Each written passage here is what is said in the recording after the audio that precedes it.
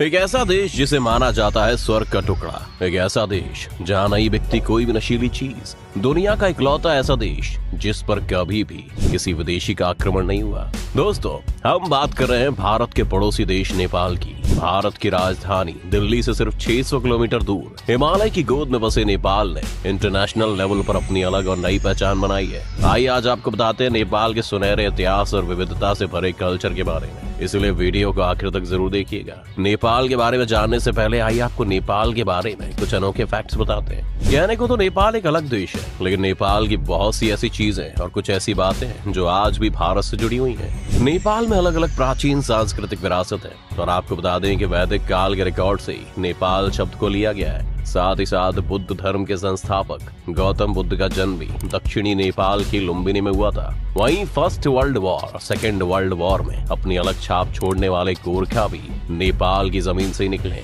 और आज भी ब्रिटिश आर्मी में गोरखाओं की भर्ती की जाती है। आपको बता दें कि नेपाल दुनिया में सबसे बड़ा देश है जहां की ज्यादातर जनसंख्या हिंदू है। इतना ही नहीं, नेपाल के 81% हिंदू धर्म को मानने वाले लोग हैं। इसलिए नेपाल को दुनिया का सबसे बड़ा हिंदू धर्मावलंबी राष्ट्र भी कहा जाता है, जबकि देश की मेन माइनॉरिटीज में तिब्बतन बुद्धिस्ट, मुस्लिम, किरांतस और क्रिश्चियन लोग हैं। आपको बता दें कि अपनी खूबसूरती के लिए फेमस ये देश पूरी दुनिया में मशहूर है। नेपाल अपने यहाँ के पक्षियों के लिए भी फेमस है। पूरी दुनिया के पक्षियों के लगभग 8% पक्षी इस देश में। जिन लोगों को बर्ड्स पसंद है वो इसको देखने के लिए दूर दूर से आते हैं। वहीं अगर हम नेपाल की ज्योग्राफी की बात करें तो इसकी कुल लंबाई करीब 800 किलोमीटर और चौड़ाई 200 किलोमीटर है और ये भौगोलिक रूप से यानी कि ज्योग्राफिकल फॉर्म से 3 भागों में बटा हुआ है, जो है पर्वतीय क्षेत्र, शिवालिक क्षेत्र और तराई क्षेत्र। नेपाल का क्षेत्रफल 1,47,181 वर्ग किलोमीटर है। आपको बता दें कि देश क्षेत्रफल के हिसाब से दुनिया का 93वां सबसे बड़ा देश है और वहीं जनसंख्या के हिसाब से दुनिया का 41वां सबसे बड़ा देश है। नेपाल की वर्तमान जनसंख्या लगभग 3 करोड़ 30 लाख है। नेपाल की राज्य भाषा नेपाली है और यहाँ के लोगों को भी नेपाली कहा जाता है। नेपाल की राजधानी काठमांडू है। नेपाल के नए संविधान के मुताबिक नेपाल को 7 राज्यों में बांटा गया है। इन सभी राज्यों को मिलाकर पूरे देश में कुल 77 जिले हैं। नेपाल देश की संस्कृति तिब्बत एवं भारत से काफी मिलती जुलती है। नेपाल में नेपाली भाषा को छोड़कर मुख्य रूप से 6 भाषाएं और बोली जाती हैं, जो कि गुरुंग, तामांग, नेपा भाषा नेवा, गोरखाली, किराती और मगर है। तो ये तो थे नेपाल से जुड़े कुछ फैक्ट्स। आइए बात करते हैं नेपाल के इतिहास के बारे में। आपको बता दें कि नेपाल बहुत पहले अशोक साम्राज्य का एक हिस्सा हुआ करता था। 3री शताब्दी में ही अशोक साम्राज्य ने नेपाल को अपने अधिकार में ले लिया था।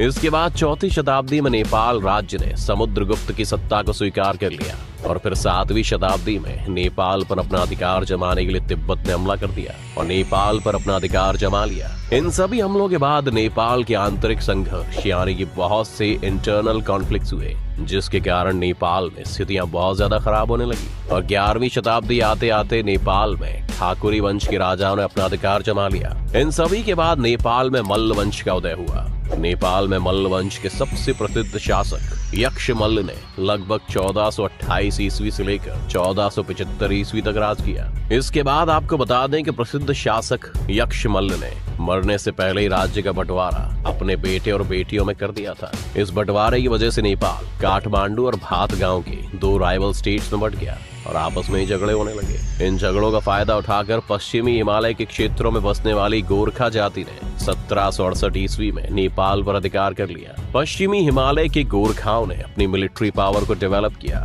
और नेपाल को एक पावरफुल किंगडम के रूप में बदल दिया। 19वीं शताब्दी आते आते गोरखाओं ने अपने राज्य की दक्षिणी सीमा को बढ़ाकर ब्रिटिश भारत की उत्तरीय सीमा से मिला दिया। अपनी सीमा को बढ़ाने के कारण 1814 से 1815 ईस्वी में नेपाल और अंग्रेजों में युद्ध हुआ। इस गोरखा युद्ध के बाद दोनों देशों में सुगौली की संधि हुई, जिसके मुताबिक नेपाल ने अपने राज्य के कुछ भूभाग ब्रिटिश सरकार को दे दिए। इसके साथ ही इस दौरान नेपाल में एक ध्वज संधि यानी कि फ्लैग ट्रीटी भी हुई, जिसके मुताबिक नेपाल की फॉरेन पॉलिसी उस समय की भारत की ब्रिटिश सरकार के द्वारा कंट्रोल की जाती थी।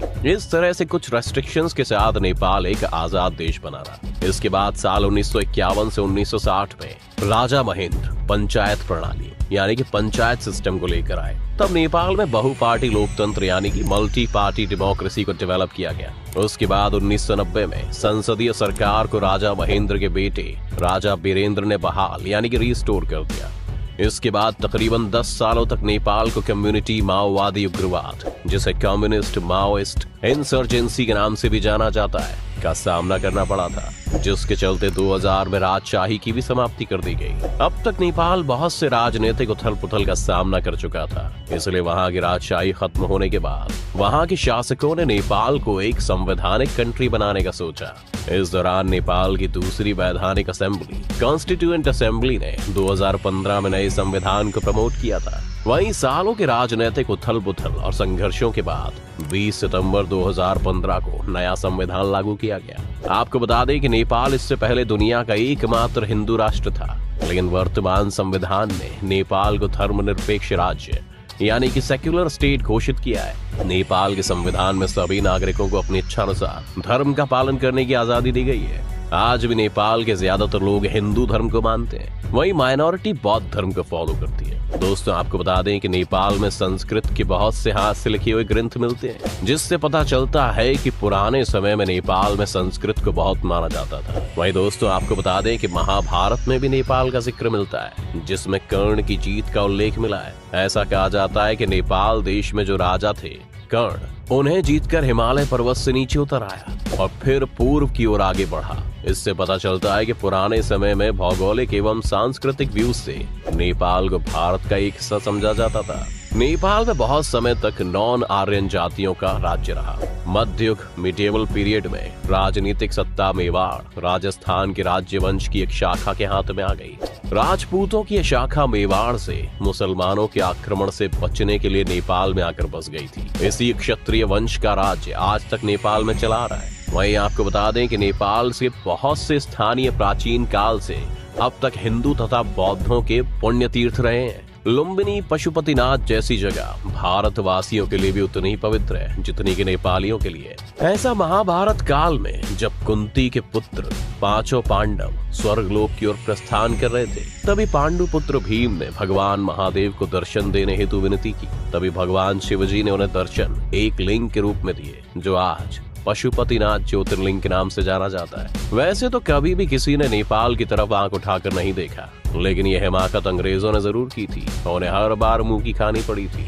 नेपाल पर किसी भी बाहरी शक्ति का कब्जा ना कर पाने के पीछे कई वजह हैं, जैसे कि नेपाल एक विस्तारवादी साम्राज्य यानी कि एक्सपेंशनिस्ट एम्पायर था और गोरखा लड़ाकों ने अंग्रेजों को भी प्रभावित किया, जिसके नतीजन भारतीय सेना में आज तक गोरखा रेजिमेंट है, जो कि ब्रिटिश सेना में भी लड़े थे। अब देखिए, जब दो विस्तारवादी साम्राज्य भिड़ते हैं तो दोनों को ही कहीं न कहीं संतोष करना पड़ता है, और सुगौली की संधि उस संतोष को दर्शाती है। जहां अंग्रेजों ने तिब्बत का विचार त्यागा, तो वहीं गोरखा ने अवध का विचार त्याग दिया। अब अगर हम आज के नेपाल की बात करें तो वैसे तो इस देश में टूरिस्ट प्लेस बहुत ज्यादा है और अक्सर लोग इस देश की खूबसूरती को देखने के लिए दूर दूर से आते हैं। इसीलिए टूरिज्म का नेपाल की इकोनॉमी में बहुत बड़ा योगदान होता है। इसके अलावा नेपाल में कमाई का सबसे बड़ा जरिया खेती है। यहाँ 18% भूभाग पर खेती होती है। साल 2015 में लागू किए गए संविधान के बाद साल 2018 में नेपाल का सकल घरेलू उत्पाद लगभग 28.8 बिलियन डॉलर हो गया था और साल 2018 में ही 3% एनुअल ग्रोथ के साथ साल 2019 में ये 7.1% तक पहुंच गया। इसके साथ ही आपको बता दें कि नेपाल दुनिया के सबसे तेजी से बढ़ती अर्थव्यवस्था वाले देशों में से एक है। चलिए अब ये भी जान लेते हैं कि वर्तमान में भारत और नेपाल के बीच में रिश्ते कैसे हैं और क्यों भारत के लिए नेपाल एक इम्पोर्टेंट देश है।